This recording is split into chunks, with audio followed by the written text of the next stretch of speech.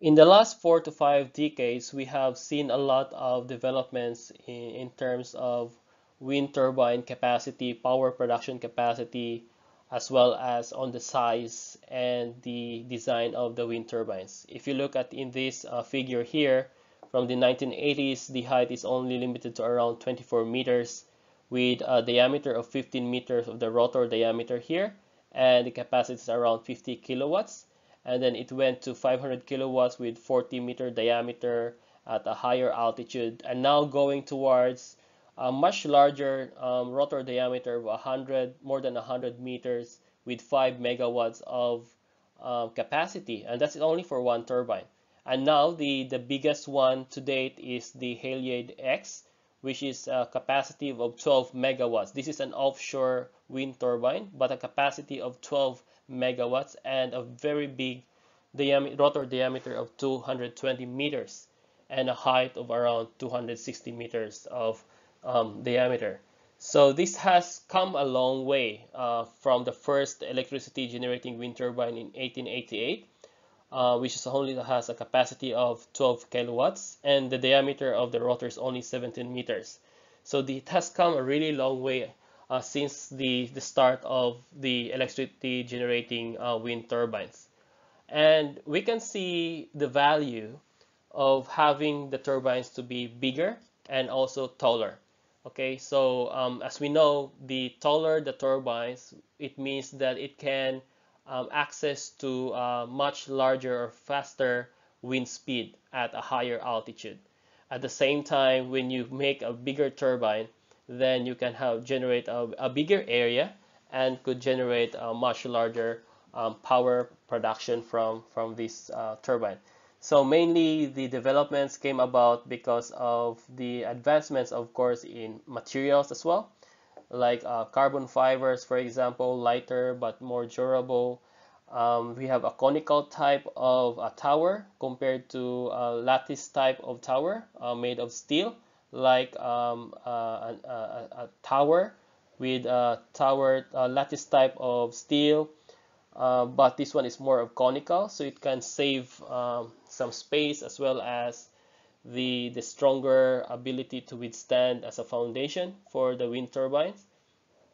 And the advantages, of course, are that the taller the better because it can increase the wind power density at the taller turbines. And of course, if you have a bigger turbine and if you compare it to a large number of smaller turbines compared to a few number of bigger turbines, then we can also save the infrastructure cost because we can only have a fewer control systems. We can have a fewer grid connections. The power connections to the grid will be fewer, and also we can minimize the number of the turbines itself, but we can produce the same amount of or even better amount of power production. So this is the advantage of having bigger turbines as long as it is sited and located in a proper location. So some of the developments, new developments, for example, aside from having it as onshore or offshore, is this type of wind turbines are being developed as an airborne wind turbine, just like a hot air balloon, where the propeller is here, and so it is connected in the ground via this connection. So we can see from here, it is connected to the ground, and then it can generate electricity. So of course, this is still under development, and you can see that it's hanging and floating on air. So there will be some advantages and disadvantages, and you can find some. But with the advantage of this one is it can float on air, so it can go really high altitude that can generate much power because of higher access to wind speed. But of course, there are a lot of different disadvantages of this as one as well because it's high up on the air. There could be some troubles going on above there. So this is still under development, but could be one of the future of wind turbines as well as a new design. So as mentioned in the previous slide, the Haliade 10 12 megawatt turbine is the biggest one so far, manufactured by GE Renewable Energy, and this is an offshore wind turbine that has a 220 meter rotor diameter and the height of this Haliade is pretty high. We can see that it's at 260 meters high in comparison with some of the famous structures in the world. It's almost the same height with the Eiffel Tower, which is very, very high already in terms of the turbine wind blade tip here.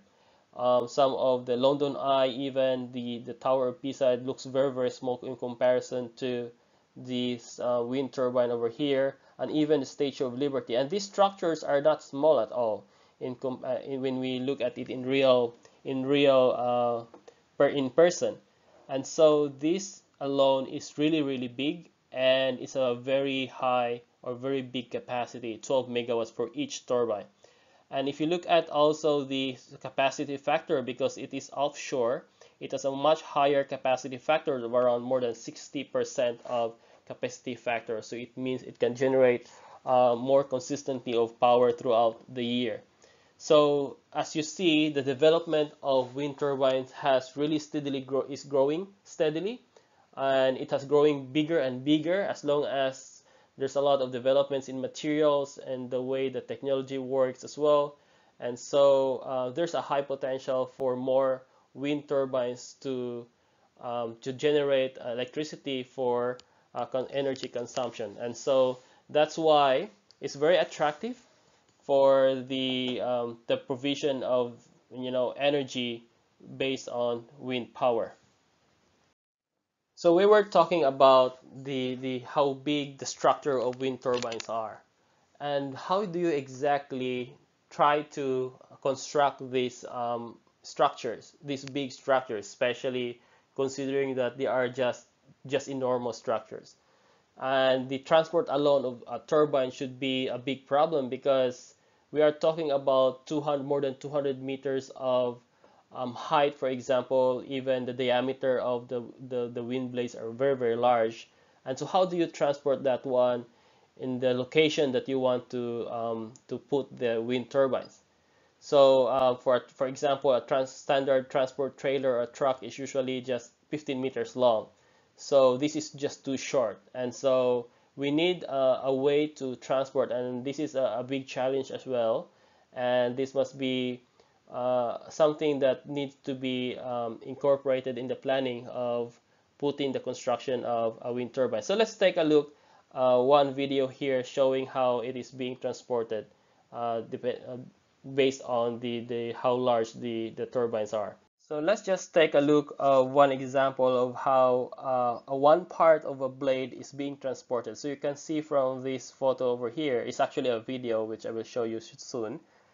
This is only one blade, and we are talking about 3-blade wind turbine, and one blade alone is pretty enormous, and so the whole of the road can be taken by just the transportation of this blade. This is an example of transportation in Victoria in Australia. So you can see from here, you need to have a really very good driver to do this, and of course some guide people to really show how to transport in a very narrow road, for example. So this is just one part of the blade, and so you can see here they're putting it slowly. You need to make sure that you control the traffic properly, otherwise it will be a big problem, and there will be a lot of people working your way, guiding your way through this. So this is a very long trailer over here. So it's like an extended trailer that puts out this long turbine blade. And so this is only one blade. So you need to make it very, very slowly. So this is very interesting because it shows how challenging it is to transport such enormous structure. And so the bigger it goes, the bigger the structure will be, the more problematic will it be for transportation. But this guy is pretty good driver for such thing. All right.